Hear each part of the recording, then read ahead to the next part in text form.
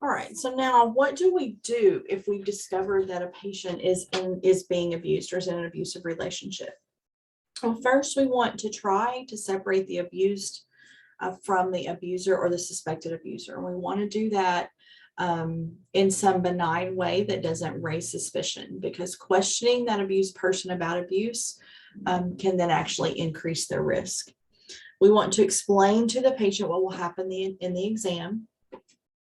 Are we taking pictures of injuries? Are we collecting samples, etc.? Anticipate some ambivalence. We expect people who've been abused to just be like, yes, get me out of here. And sometimes they're not. Sometimes they're not there yet. So we need to expect that and allow them to grow. Try to build trust with them. If they come back to our ER multiple times, try to build some trust so that maybe we can help them. Assist them to identify the problem and develop a plan. And we don't do this by telling them the problem is that your partner is an abuser, because again, they're going to side with that abuser. The part of the abuse pattern is if the abuser convinces the abused, it's us against the world. So we play into that when we start talking negatively about the abuser.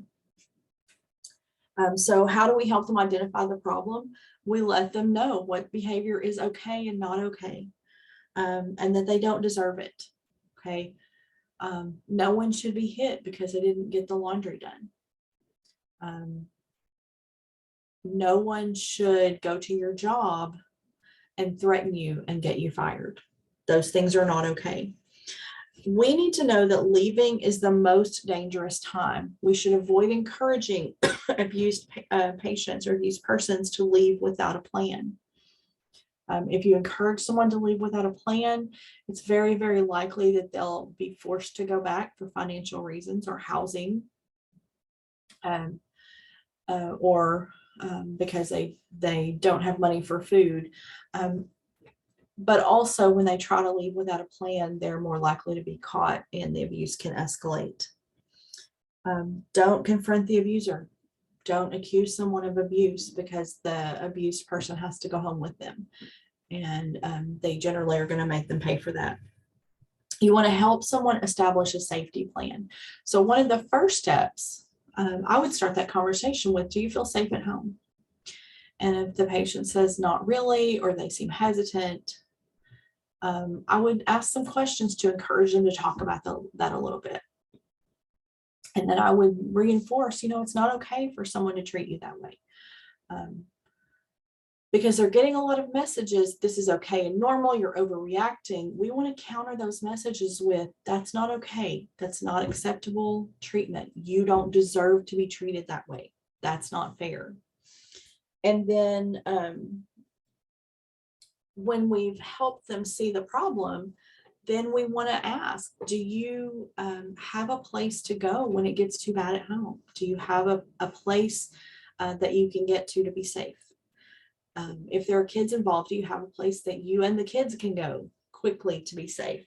We want to encourage them to have some kind of safety plan that involves having some money and important documents and spare clothes and toothbrushes stashed somewhere that the abuser will not be able to find them, so that if they have to leave right now, they have a place to go with the basic things that they need.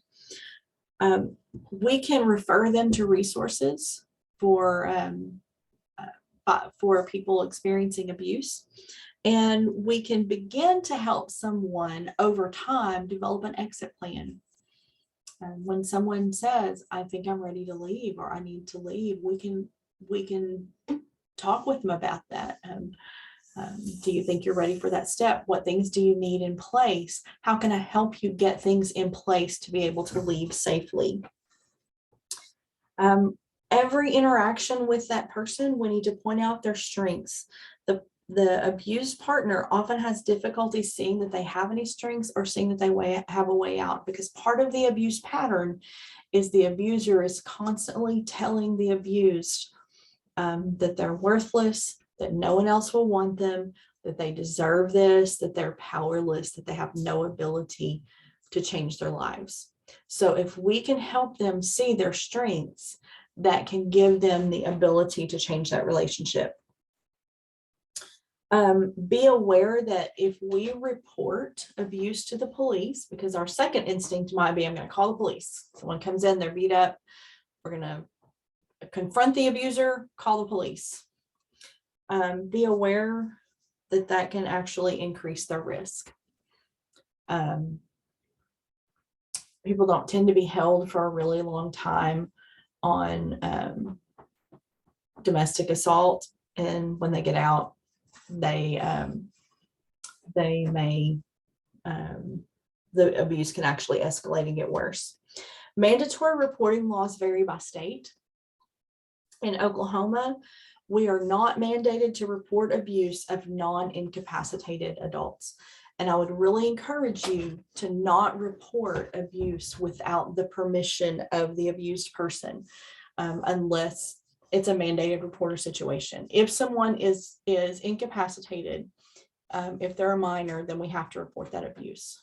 But an adult who has the physical capability of leaving, I would encourage you not to report that abuse, because you can actually make that situation more dangerous for them. You also break trust with that patient, and you may have been one of the few people or the few places they had that trust.